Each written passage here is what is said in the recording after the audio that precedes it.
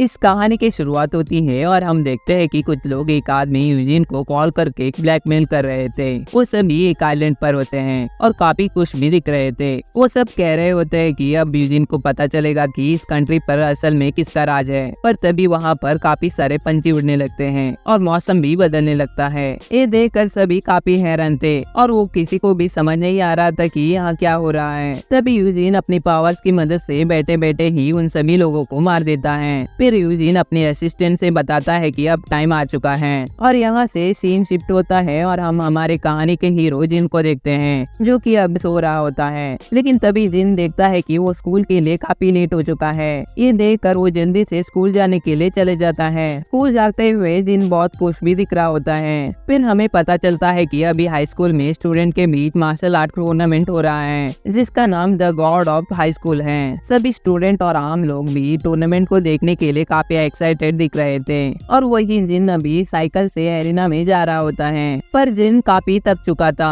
तभी वो देखता है कि एक बाइक वाला आदमी एक ओल्ड लेडी के पैसे चुरा कर भाग रहा है जो पैसे उसके ग्रैंडसन के इलाज के लिए थे। इसे देखकर जिन उस आदमी का पीछा करने लगता है और वो बाइक वाला आदमी काफी तेजी से वहाँ से दूर भागने लगता है। लेकिन फिर भी जिन अपने साइकिल से ही उसके पास पहुँच जाता है। जिन अब उस आदमी को पकड़ने ही वाला होता है तभी एक लड़की उसके सामने आ जाती है और जिन उस लड़की को टक्कर मार देता है। उसके बाद जिन उस लड़की को सॉरी बोलकर वहाँ से जाने लगता है। लेकिन वो लड़की अपने लकड़ी के शॉर्ट को जिन के ऊपर मार कर उसे गिरा देती है और वो उसे मारने लगती है। उसके बाद जिन बताता है कि वो बाइक वाला आदमी एक चोर है और वो एक ओल्ड लेडी के पैसे चुरा कर भाग रहा है, इसलिए वो उसका पीछा कर रहा था और जल्दीबाजी में उससे टकरा गया। ये सुनकर वो लड़की भी इमोशनल हो जाती है और इसके बाद जिन वापस से साइकिल चलाने लगता है और वो लड़की जिनके साइकिल के ऊपर खड़ी होती है और वो दोनों वापस से उस आदमी का पीछा करने लगते हैं। पर वो आदमी और भी तेजी से भागने लगता है। पर तभी वो लड़की यूमिरा जंप करके उस आदमी के ऊपर अटैक करती है, लेकिन वो गलती से बोर्ड से जाकर टकरा जाती है। ये देखकर वो बाइक वाला आदमी काफी खुश होने लगता है और वो सोचने लगता है कि वो अब बच गया है। तभी एक दूसरा लड़का हान उसके सामने आ जाता है और उसे एक पंच मार के उसे रोक देता है। कुछ देर बाद हम देखते हैं कि टूर्नामेंट शुरू हो चुका है और पूरी दुनिया उसे देख रही थी। साथ ही हमें ये भी पता चलता है कि यूमिरा और हान भी उस टूर्नामेंट में कॉम्पीट कर रहे हैं और वो तीनों अब एक अच्छे दोस्त बन गए थे। फिर हमें टूर्नामेंट का रूल बताया जाता है। टूर्नामेंट में किसी भी तरह का वेपन और फाइटिंग स्टाइल का यूज किया जा सकता था।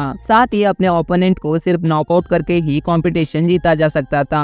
तभी उस टूर्नामेंट में पार्टिसिपेट करने वाले लोग भी आ जाते हैं। फिर उन सभी पार्टिसिपेट करने वाले लोगों को एक बैंड दिया जाता है जिसकी मदद से वो उनके हेल्थ को चेक कर सकते थे और साथ ही किसी भी तरह के इंजरी को भी ठीक कर सकते हैं, जिससे उन्हें चिंता करने की कोई जरूरत नहीं है। फिर उन्हें बताया जाता है कि जो भी जीतेगा उसकी कोई भी एक विश पूरी की जाएगी, चाहे वो कुछ भी हो। और तभी उन्हें कहा जाता है कि अब वो फाइट शुरू कर सकते हैं। ये सुनकर सभी लोग फाइट करने लगते हैं। कुछ लोग बहुत स्ट्रॉन्ग थे और वो आसानी से कमजोरों को हरा रहे थे। कोई भी किसी पर भी हमला कर रहा था, जिसमें सिर्फ स्ट्रॉन्ग प्लेयर्स ही बच पा रहे थे। हान भी आसानी से लोगों को मार रहा था और यूमिरा भी काफी स्पीड के साथ सभी को मार रही थी। तभी काफी सारे लोग जिन की तरफ जाने लगते हैं क्योंकि उन्हें लग रहा था कि जिन बहुत कमजोर हैं। लेकिन जिन आसानी से सभी को हरा देता है। फाइट चल ही रही थी तभी उनके बीच एक स्पेशल फाइटर को लाया जाता है जो कि काफी ज्यादा स्ट्रॉन्ग था और उसे हरा पाना किसी नॉर्मल फाइटर के बस की बात नहीं थी। तभी वो फाइटर सभी लोगों को मारने लगता है और उनके बेइज्जती भी करने लगता है। फिर यूमिरा उस आदमी के ऊपर अटैक करने लगती है पर वो आदमी अपने पैर से ही यूमिरा के शॉट को ले लेता है और वो आदमी यूमिरा से कहने लगता है कि उसके जैसे सुंदर लड़की को ऐसे फाइट नहीं करना चाहिए। ये सुनकर यूमिरा को बहुत गुस्सा आता है और यूमिरा उस आदमी के ऊपर अटैक करने लगती है। पर यूमिरा के डायरेक्ट अटैक से भी उस आदमी को कुछ नहीं हो रहा था। अब वो आदमी यूमिरा को छेड़ने लगता है। तभी जिन आकर उस आदमी के पैंट उतार देता है। ये देखकर वहाँ बैठे सभी लोग हंसने लगते हैं। इस वजह से वो आदमी गुस्से में जिन पर अटैक करने लगता है। तभी जिन भी उससे फाइट करने के लिए आगे बढ़ता है और दोनों हवा में एक दूसरे पर अटैक करने के लिए तैयार होते हैं। तभी सीन शिफ्ट होता है और हम देखते हैं कि काफी सारे ऑफिसर्स अब आइलैंड पर जा चुके हैं और सारे ऑफिसर आइलैंड पर जो हुआ था उसके बारे में डिस्कशन कर रहे थे और वो सारे ऑफिसर हैरान भी थे क्योंकि इससे पहले किसी ने ऐसा कुछ नहीं देखा था। तभी वहाँ अलार्म बजने लगता है और हम देखते हैं कि वहाँ बिना परमिशन के यूजिन आ चुका है। पर यहाँ से हम वापस टूर्नामेंट के सीन देखते हैं जहाँ टूर्नामेंट का पहला राउंड अब खत्म हो चुका था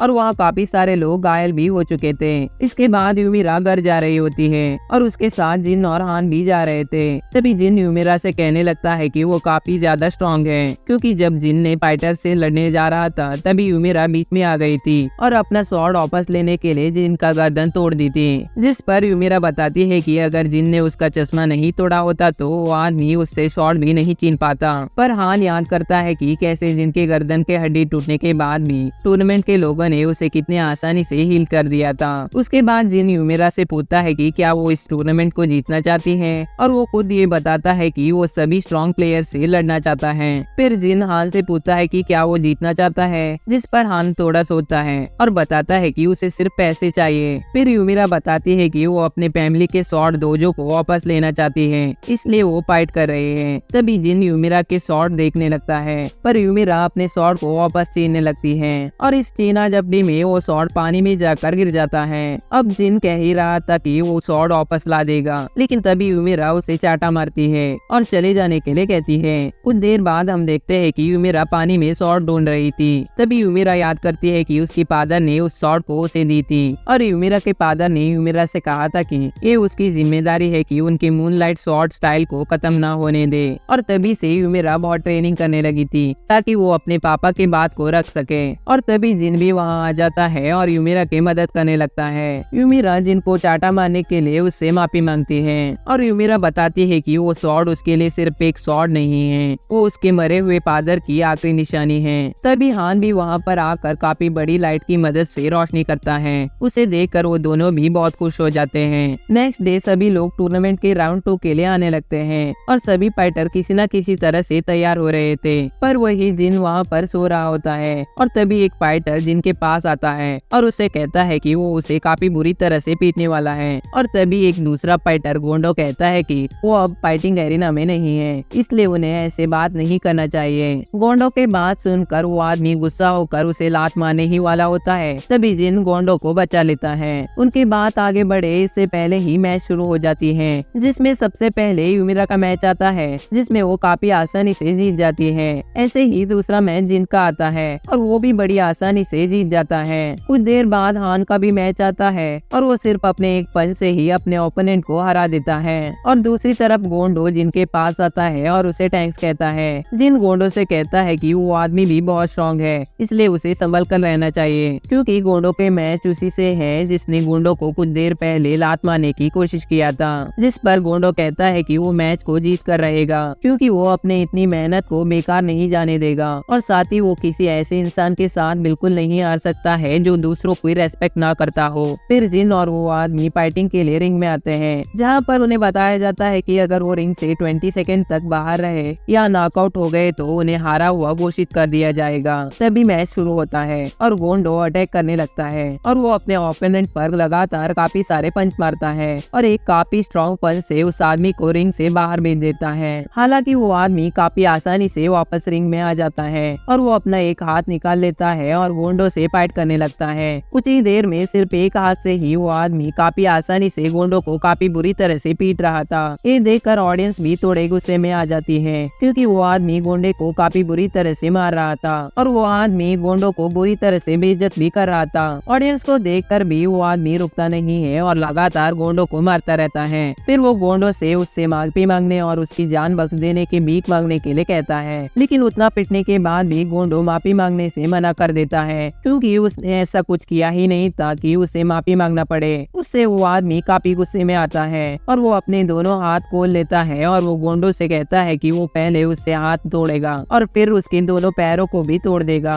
वो ऐसा करने ही वाला होता है, लेकिन तभी वहाँ जिन आ जाता है और उस आदमी को लात मार कर दूर फेंक देता है। पर तभी मैनेजमेंट के लोग जिन को रोकने आ जाते हैं, क्योंकि जिन ने उस आदमी पर अटैक करके टूर्नामेंट के रूल तोड़े थे। लेकिन इससे वो आदमी काफी गुस्से में आ जाता है और कहने लगता है कि अब वो पहले की तरह वीक नहीं रहा और वो किसी से भी डरता नहीं है। तभी वो आदमी अपना पास्ट को याद करता है, जहाँ वो हमेशा सबसे डरता रहता था, लेकिन एक इंसान ने उसकी जिंदगी बदल दी थी। तभी वो आदमी जंप करता है और जिन के ऊपर अटैक करने लगता है, जिससे जिन भी उसके ऊपर वापस से अटैक करने लगता है। तभी जिन के एक पावरफुल अटैक से वो आदमी काफी दूर जाकर गिरता है और वो ये हार भी जाता है। और इससे पहले कि कोई वहाँ पर कुछ कहे या समझ पाता, वहाँ पर यूजिन आ जाता है और और वो अपने पावर से जिन को जमीन पर गिरा देता है। इसके बाद यूजिन ऑडियंस से कहता है कि जिन ने उसके टूर्नामेंट के रूल तोड़े हैं और उसे दूसरों की फाइट में इंटरफियर नहीं करना चाहिए था और इसलिए जिन को सजा मिलेगी, फिर भी ये टूर्नामेंट जारी रहेगा।